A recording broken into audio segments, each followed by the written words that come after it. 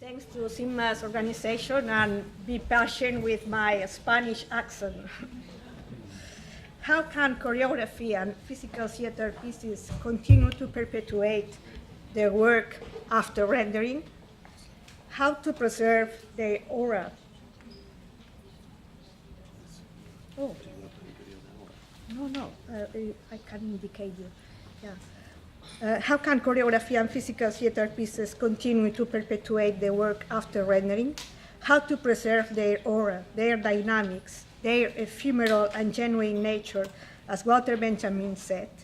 In 1936, Benjamin already anticipated in the work of art in the age of its technological reproducibility that, quote, something is missing even in the best finished reproduction, end quote. And memories of dance and physical theater are intricate.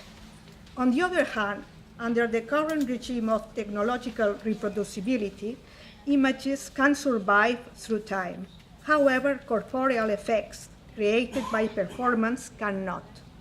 This contrast has created a fascinating theoretical debate and, at the same time, a transformation regarding the concept of documentation itself, presently much more closely associated with the creative process and the new digital platforms.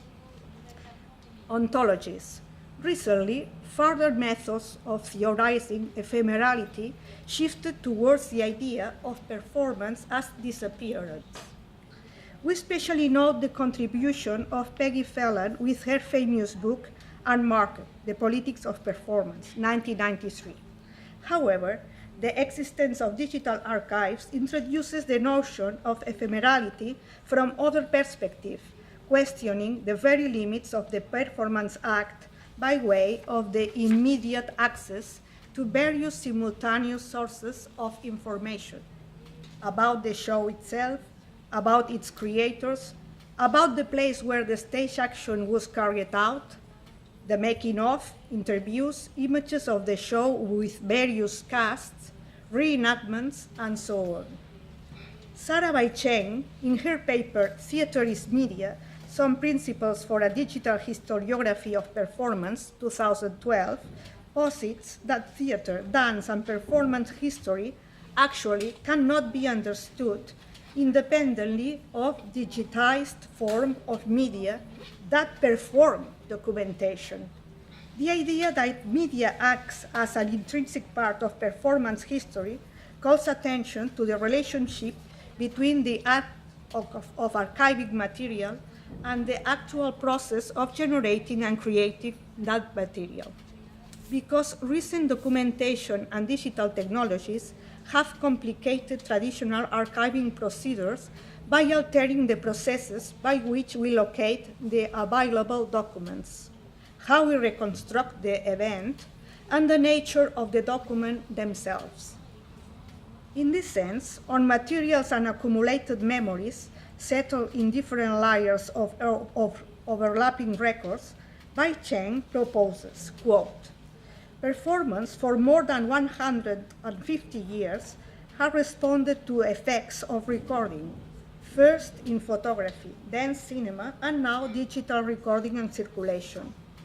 Our historiographic methods should account for the digital as performance as much we recognize that the performance event mediates, end quote. If we focus on documentation of dance, in spite of the diverse systems and atoms of notation throughout the history of dance, bodies in movement escape from their own materiality and are essentially transformed into memory, a place where the logic of priorities is subjective. As we shall see, subjective memory is working its way into the new documentation methodologies, less rigid in regards to scientific criteria and more open to concepts that are more difficult to measure, such as emotion or the creative process itself. But let's return to the ephemeral character of performance arts. As was pointed out at the beginning, from Phelan's point of view, quote, Performance life is only in the present. Performance cannot be saved, recorded, documented, or otherwise participate in the circulation of representations of representations. When it does so, it becomes something other than performance, end quote. However, technology has advanced non-stop since her book from 1993, and these innovations have also modified the theoretical discourses on life art documentation. During the same period, in the 90s, on an international level, there was a true documentation fever in the field of dance, precisely to prevent the disappearance and the corresponding oblivion following the performance. The question is how to produce a type of documentation that does not betray the event. The veteran Basque performer Esther Ferrer wrote in 1998, quote, "To reenact a performance with documentation is like preserving the stage actions as if they were a taxidermy trophy," end quote. We can see now this little clip. She's speaking in French. L'art de la performance, théorie et pratique.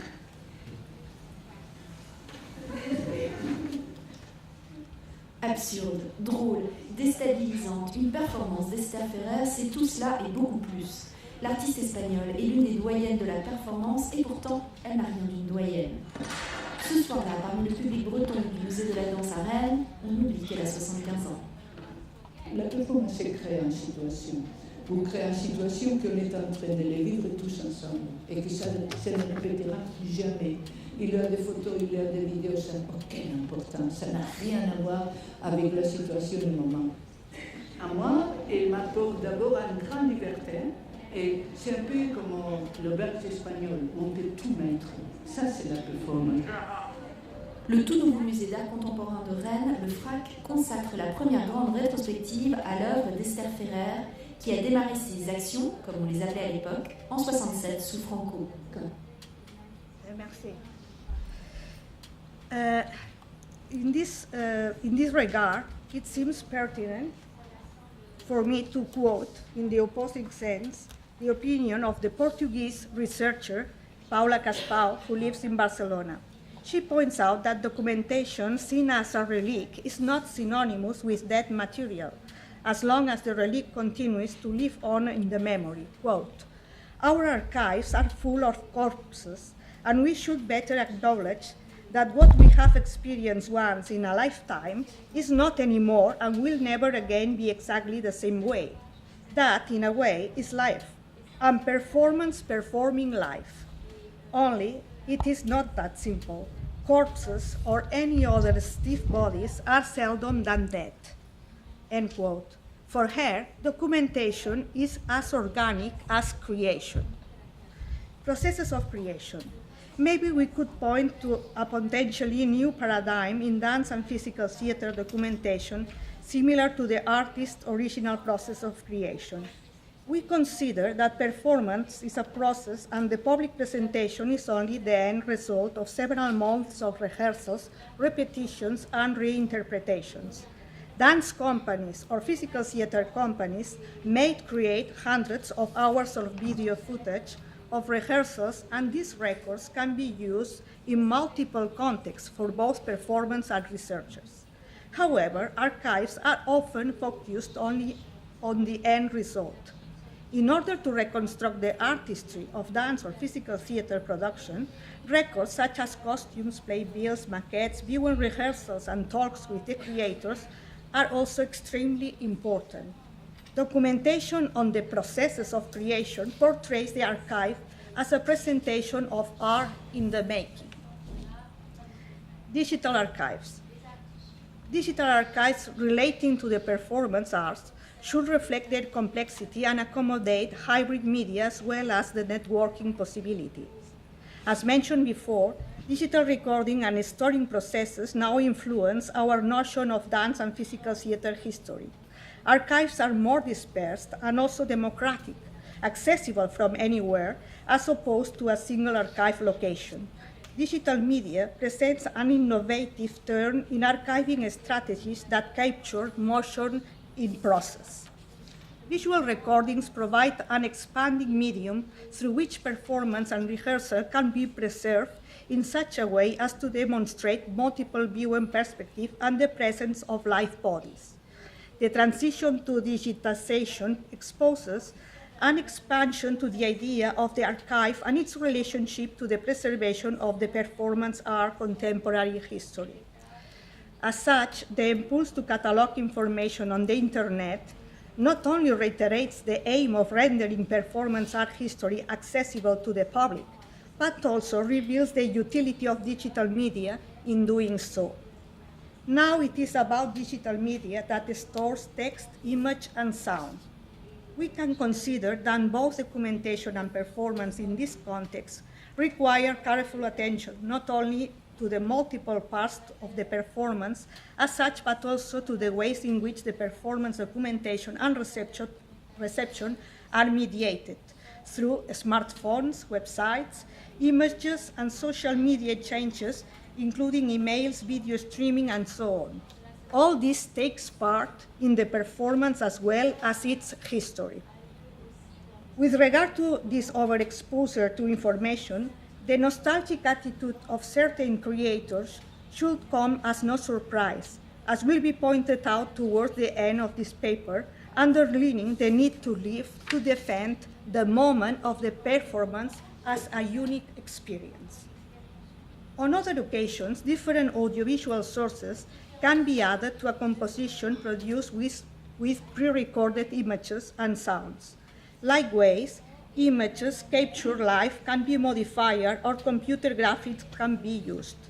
All these phenomena are made possible by the idea we call real time, a term that has essentially emerged with the advent of digital media. We see this in shows such as those by the British company Blast Theory, or the Booster Group from New York, or La Fura dels Baus from Barcelona, among many other formations.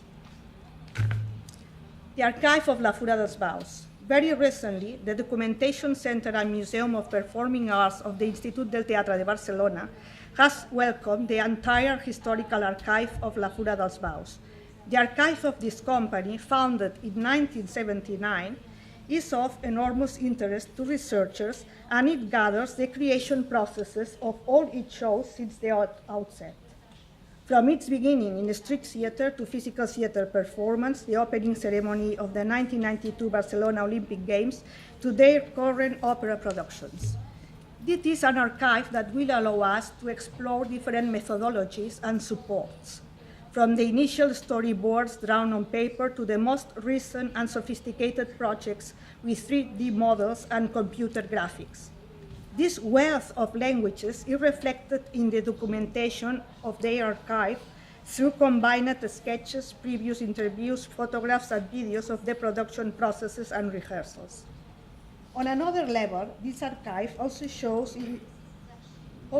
us the speed in which technological changes have occurred in the field of audiovisual documental recording of the performance arts over the past 30 years. We find many recordings made on early beta, VHS, DVD, and DVC Pro tapes from the 80s that need to be transferred to a digital format in order to be preserved and shared.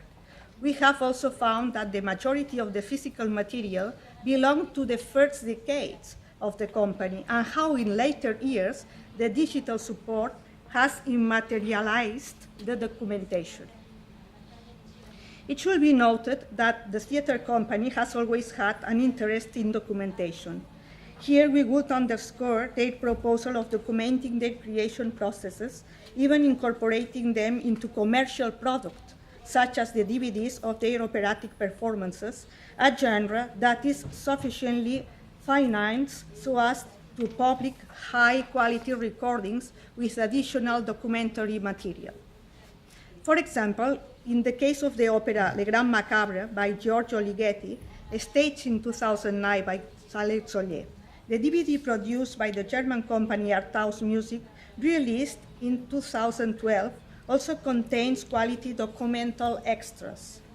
This operatic co-production between the Théâtre Royal de la Monnaie in Brussels and the Gran Teatre del Liceu in Barcelona required a complex production process that is wonderfully reflected in the extras featured in this audiovisual product. Fear to Death. Highly elaborate making of is designed more than a standalone product than a Merce DVD extra.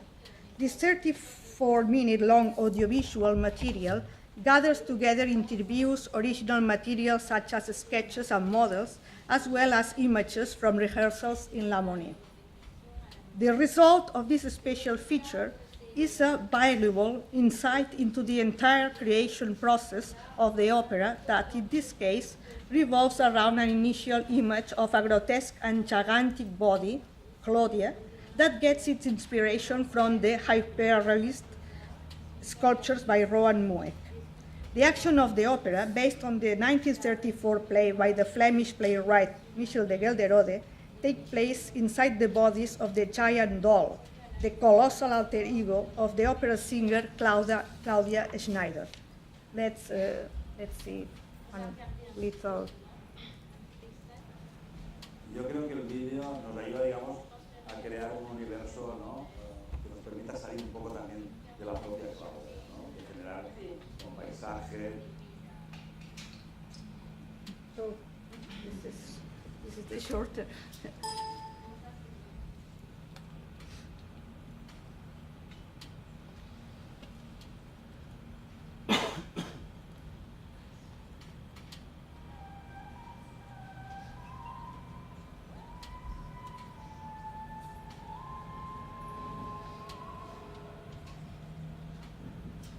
Yo creo que el vídeo nos ayuda, digamos, a crear un universo, ¿no? Que nos permita salir un poco también de la propia Claudia, ¿no? De generar como paisajes. También hay como dos familias, ¿no? De vídeo. Una es, digamos, la historia de Claudia, completamente el vídeo más narrativo, que es lo que nos trae la Claudia real, cómo entendemos toda esta historia de que es una persona que tiene, digamos, es por vídeo, es narración en vídeo, ¿no? Y luego está este otro vídeo que es un poco, no es un vídeo que de golpe proyectamos un marco estético, ¿no? Sino que es algo que le pasa a la piel de Claudia, ¿no? O sea, es una transformación de la epidermis de esta muñeca, que es el gran logro que creo del trabajo. Son todo imágenes, la mayoría, menos las reales de Claudia, elaboradas a partir de 3D, ¿no? De renders, que después en cada teatro tenemos que volver a ajustar por la posición del proyector, ¿no? Una de las más espectaculares, sin duda, y que la gente...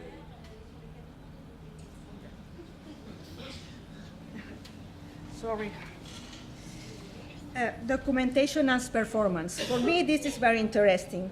More recently, we should mention a series of performances constructed around rereadings of the documentation of performances or the testimonies of spectators as they recall the experience 20, 30, or even 60 years later. In these examples, we do not speak of performance reenactments, as would be the case of the internationally renowned performance Maria Abramovic regarding her own past performances. Let's consider the example of the Spanish choreographer Olga de Soto. Starting from a documentary process, she created the performance Histoires in 2004. Olga de Soto not only transformed a documentation process into a performance, she also transformed the very act of performing into one of documentation, displacing both notions of documentation and dance performance. She chose to pay tribute to the ballet Le Jeune Homme et la Mort, Young Man and Death, 1946, by Roland Petit, based on a libretto by Jacques Cocteau. The premiere, shortly after the Second World War, was at the Théâtre des Champs-Élysées in Paris. Instead of reconstructing the ballet itself, Soto followed the thread of the witnesses' memories of its premiere. The result doesn't help us to follow the ballet in question. We see a choreographic recomposition of several moments, spaces, and memories constructed around a documentary film projected on 4 screens of different sizes. The film shows people in their homes talking about their memories of the ballet, 58 years later, at a very significant historical period, life after the war. Unofficial documentation.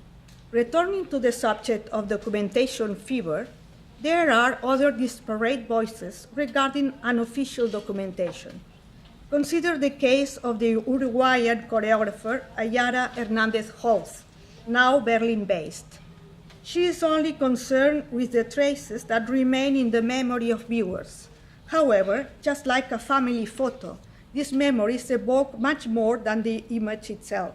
The memory that surrounds that photographic instant, inviting us to evoke its aura, according to Walter Benjamin's concept. She defined it as organic documentation. Nothing is set or fixed. The interesting thing is that she does not want to stage or preserve any record of these memories.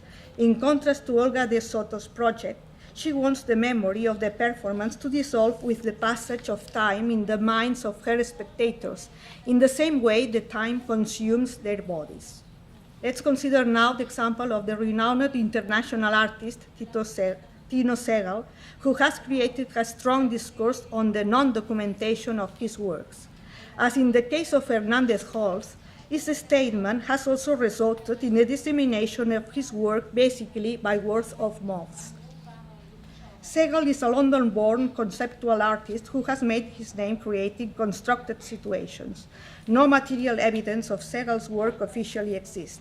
He worked with experimental choreographers Jérôme Bell and Xavier Leroy, and his refusal to allow documentation should not, however, be read as a rejection of new technologies, but rather as more an ethical and political decision.